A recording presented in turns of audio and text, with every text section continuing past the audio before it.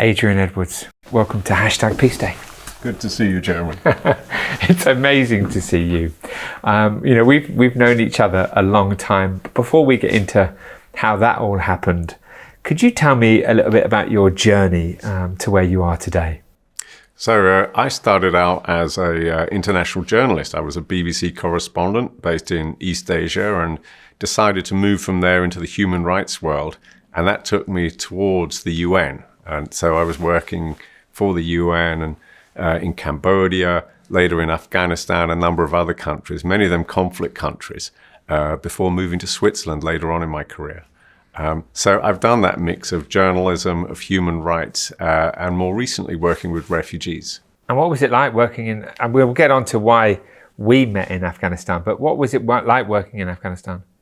Afghanistan in 2005, which was when I arrived there, there was a lot of hope about the environment. This was the sort of nation-building days of Afghanistan, but at the same time, you could see signs of trouble that were emerging there. So you had this mix of trying to maintain the optimism and hope and momentum moving forward, and at the same time, trying to be realistic about what was going on around you, and in a country that had been in various states of war since the 70s. Mm. And in Switzerland, you've been in Switzerland now for, almost 10 years? How long have you been there? Well, I first moved to Switzerland in 2009, and I've stayed there until 2020. And then since then, I've been in the Balkans and Australia and the Pacific. They're looking at refugee issues, so it's a very different thing, but it relates to peace in the same way, because refugees, of course, come about because of conflict and persecution and wars. And the large numbers of refugees that you're seeing worldwide everywhere now, really, it's a measure of just how serious the international situation is. So Adrian, why is it seemingly so difficult, even though we have the United Nations? The situation seems, in my journey of the last 25 years, seems to be getting kind of progressively worse in the way in which we're treating the environment and the way in which we're treating each other. We have the United Nations. Why is it, in your opinion, going so wrong? It's complex, basically. There's a lot of factors going on around this. You have what's happening in society with different information sources, what happens on social media, the replacement of traditional media there. You have internationally, you have the end of basically a system of one power being the major power in the world. Now we have this multipolar world. And that frankly makes things very much more difficult, because it's inducing this negative competition that we're seeing playing out in more than 55 conflicts globally at the moment. $2.5 trillion being spent on arms every year. I mean, that's a ridiculous sum of money. And very little investment, or insufficient investment, in peace. So we, Adrian, are almost 20 years on from when we first met in Afghanistan. I'd like you to talk about the process that was carried out in relation to Peace Day and what we were trying to achieve. Could you talk to me about how it all came about? In fact, just explain to our audience what we actually did together. It's actually very hard to explain to someone convincingly how we got to a day of peace in Afghanistan, because it came about organically through chance meetings and a lot of things that happen. But essentially, your visit there with Jude, that triggered conversations that you and I had in the garden of the house where I was living, and then we spoke to others. And there was a sense, well, look, nobody's tried this before. Why don't we try it? So we went ahead with it. And, as you'll remember, we had press conferences there. We introduced the two of you to the Afghan media. There was, I think, people didn't know who you were, who Peace One Day was, who any of this was. But we tapped into something that existed there, because the reaction we had was quite extraordinary over the space of a few months. You had people coming forward saying, I want to do this. I want to whitewash the walls of my school. I want to clean my street. I want to do something. I want to organize a march. And organically, it sparked something that snowballed, and suddenly we had, out of almost nowhere, we had this great will to actually do something about peace.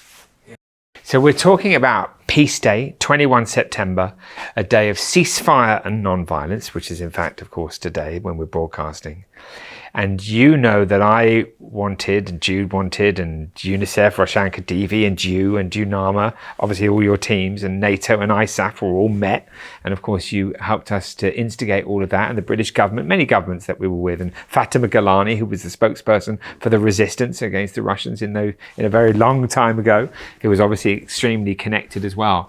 But we wanted to see a ceasefire take place, or we wanted to see if the Taliban would agree to not kill or kidnap on that day, and that would make it safe for WHO and UNICEF and other UN agencies to go into areas of conflict and vaccinate effectively over 1 million children against polio. And that worked. I mean, it did work, but I think what was so wonderful about how it grew and grew was it didn't become something that was being led by the UN, by myself, by any of us individually. It became organic. There was, and it was something that Afghans themselves were doing. There was one member of the team that I worked with, an Afghan woman who had been prominent in society from a well-known family, and I won't mention her name here, but she herself became a huge influencer on this. And so, we were tapping into connections that existed across society. And suddenly, out of nowhere, we were there with a peace day, a significant pause in hostilities on that day. It never went completely quiet in Afghanistan, but we were able to deliver, as you know, vaccines to over 1 million kids, reduction in violence that day, and suddenly something was real. And then people really took notice because, there'd been a lot of skepticism about this. Would this work? Do they know what they're doing? Why are they trying that here? We have an ongoing conflict. But the following year, you saw the major actors becoming much more significantly involved. So the power of an example and with the community behind it was incredibly important for that peace day in Afghanistan all those years ago. Amazing. And it's interesting you mentioned there's somebody you can't mention. And of course, I know the reasons why you can't mention, clearly security reasons. But I don't actually know that person either, right? So that was the amazing thing about Afghanistan, wasn't it? Or being there in that situation. And indeed in many conflict situations, where, of course, a lot happens under the radar that you don't know it's happening. And not everybody's talking about it, even between us. Things are happening. People are believing, in a cessation of hostilities for the duration of a day so that the 1.4 million children could receive the polio vaccination. It's absolutely fascinating. Unsung heroes. And so many times you must have friends, colleagues who sadly aren't with us today. Unsung heroes of the United Nations. Not just in the United Nations, but the interesting thing in working in conflict environments where it's always the bad news that makes the news. Is what you find is that daily life continues in these places. People still have to get their meals, and they have to cook, they have to clean clothes, they have to go to school if they have children, and so on. So society keeps doing stuff. And within society, you have the acts of individuals is what frequently makes the difference. So it's people standing forward, deciding they're going to do something about it. And you see that happening again and again. So what's the message I'm trying to get across there is that, recognize that this is a troubled world that we live in, but recognize too that the act of good is also part of our nature. And it's people taking that and running with the good side of things that makes, that I think again and again really makes a difference in every situation, in conflicts, in refugee situations, in politics, in daily life. Incredible. And as you said, there was a decrease in violence. I think the United Nations Department for Security and Safety in that year announced a 70% reduction in violent incidences across the whole country, which is it's a staggering figure. Yeah, Peace One Day, can be really pleased by that. How do you measure lives saved? You can measure lives lost easily, but there were lives saved that day. And, people are alive today because of that. Incredible. Well, I mean, it's it's incredible. So you have been. So excuse me. No worries. So Adrian, you've been supportive to Peace One Day for 20 years. What is it about the Day of Peace? I mean, why have you always picked up the phone to me? The Day of Peace, I think, is hugely symbolic. The fact that it became a fixed day in the year, that suddenly made it a thing as opposed to a more vague thing. If there's something that the world really needs at the moment, it's peace. I mean, we can clearly see that, all of us. And it needs to, in order to have peace, it needs the human rights that go with that. So if you're advocating for peace, if you're trying to make peace happen, you actually are creating a better world, because it can't be constructed on its own. The second thing is that peace doesn't happen in a textbook way. There's numerous examples of conflicts being mediated in different ways. Some end with formal processes. Others don't. Some need organic movements to sort of step up and get momentum going. And others just need popular will for change. So you need that mix of things happening. And I really think, Jeremy, the work that you've done, that Peace One Day has done, is an incredibly important part of that mix. All of us need a more peaceful world. We just need space to chill a little bit and look at what we can do that's good. And these are tough times. It's difficult times. How does one keep optimistic in an environment like we're in today? Well, you do it because we know that every generation has had to deal with the same issue. Conflicts, refugees, all these issues have been around forever with humanity. We're carrying, if you like, the baton to the next generation and making sure that we're not going to be the people who let things go. And, you talked about the beginning of your career being in media, being a journalist. And of course, effectively, that's what I do. I make films. I put, I try and want to put constructive narrative out into the world in the hope that it informs, inspires and engages people towards action that's measurable, that we measured in Afghanistan together with the use of a camera and mobilizing the media and getting that kind of energy. It was really interesting. Do you, how important, obviously, do you feel kind of constructive media is at this particular moment? I mean, when we talk about the messaging that we're receiving through social media, I mean, to me, it feels like absolutely everything that we've got to pump out as much content as we can that is constructive around anti-racism, justice, peace, sustainability, climate, refugees, violence against women, food, whatever it is. You have the same inkling? Yeah, you have to get the messages you're getting out are so important. I've over the course of my career, I worked in environments where you're dealing with mob killings, for example, and you're looking, what's going on here? Why do these suddenly get sparked? And what happens to a crowd of people and to cause a murder or death to happen in front of you on a city street or something? It's often because there is no or countervailing information so that people know what the truth is about a situation. And I think in today's world, that does worry me. It's the degree to which we have multiple competing channels of information and not enough of the truth and facts. And I think it's crucial that we don't give up on that. Those messages about peace and about human rights and about making this a better world, and also giving people certainty about what's going on around them.